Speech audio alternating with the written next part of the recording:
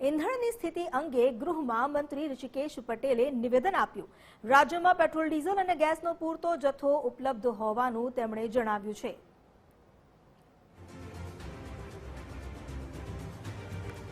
પેટ્રોલની અછત માત્ર અફવાને કારણે સર્જાયેલી સ્થિતિ હોવાનું પણ તેમણે નિવેદન આપ્યું। અફવાને કારણે પેટ્રોલનું વેચાણ 4 ગણું વધી ગયું। બફર સ્ટોકનું વેચાણ જ પુરવાર કરે છે કે જથ્થો ફૂલ છે।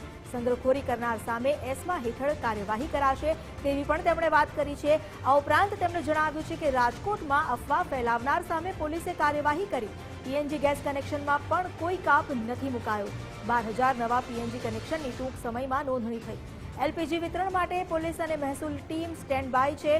ઓઇલ કંપનીઓ સાથે સરકાર સતત સંકલનમાં છે।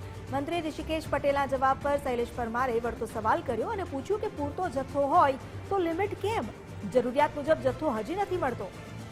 તો મંત્રી ઋષિકેશ પટેલે ફરી ખાસ અપીલ કરી છે કે ઈંધણની અછત નથી તેવી પોસ્ટ મૂકવા વિપક્ષને વિનંતી કરવામાં આવી। ધારાસભ્યો સોશિયલ મીડિયા પર સાચી માહિતી વહેતી કરે તેવી અપીલ કરાઈ।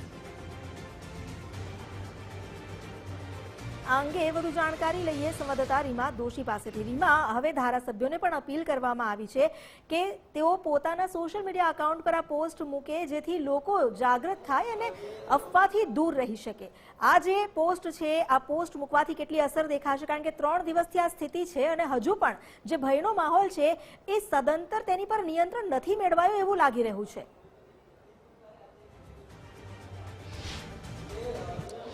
ચોક્કસથી ખાસ તો આજે વિધાનસભાના અંતિમ દિવસે આ તમામ મુદ્દાઓને લઈને ચર્ચા છે તે કરવામાં આવી।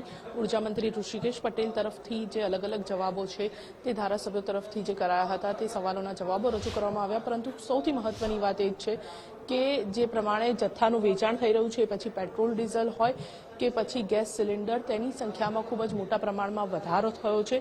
2 દિવસની જો વાત કરીએ તો સામાન્ય રીતે એક પેટ્રોલ પંપ ઉપર દિવસનું 2500 થી 3000 લીટર પેટ્રોલનું વેચાણ થતું હતું, તો તે દિવસો દરમિયાન 8000 થી 9000 જેટલી સંખ્યા છે તેટલા લીટરનું વેચાણ થયું છે અને તે જથ્થો પુરવાર કરે છે કે સરકાર પાસે પૂરતા પ્રમાણમાં પેટ્રોલ ડીઝલનો સ્ટોક છે। કોઈપણ પ્રકારની રોક છે તે નથી લગાવવામાં હા પણ પરંતુ જે રીતે છૂટક વેચાણ છે તે માત્ર વાહનોમાં કરવામાં આવી રહ્યું છે, પરંતુ ખેડૂતો અને તેની સાથે જ મોબાઈલ ટાવરવાળી કંપનીઓ છે તેમને ડીઝલ છે તે બેરલની અંદર પણ આપવામાં આવી રહ્યું છે।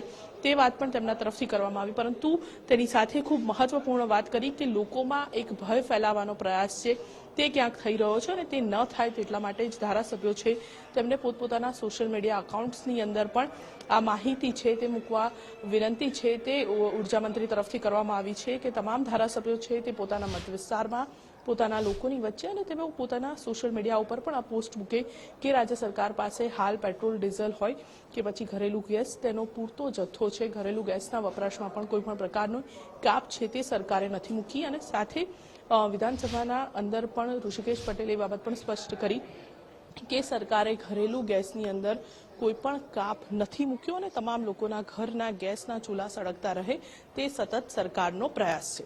જી, આભાર આપનો જાણકારી આપવા માટે। તો મંત્રી ઋષિકેશ પટેલે આ ખાસ અપીલ કરી છે અને તેમણે એ સ્પષ્ટતા પણ આપી છે ગૃહમાં કે ઈંધણની સ્થિતિ અત્યારે યથાવત છે, કોઈ પણ અછતની સ્થિતિ ઊભી નથી થઈ। રાજ્યમાં પેટ્રોલ, ડીઝલ કે પછી ગેસનો પૂરતો જથ્થો ઉપલબ્ધ છે જ અને સરકાર એ માટે પ્રતિબદ્ધ છે કે કોઈ પણ પ્રકારની અછતની સ્થિતિ ન સર્જાય।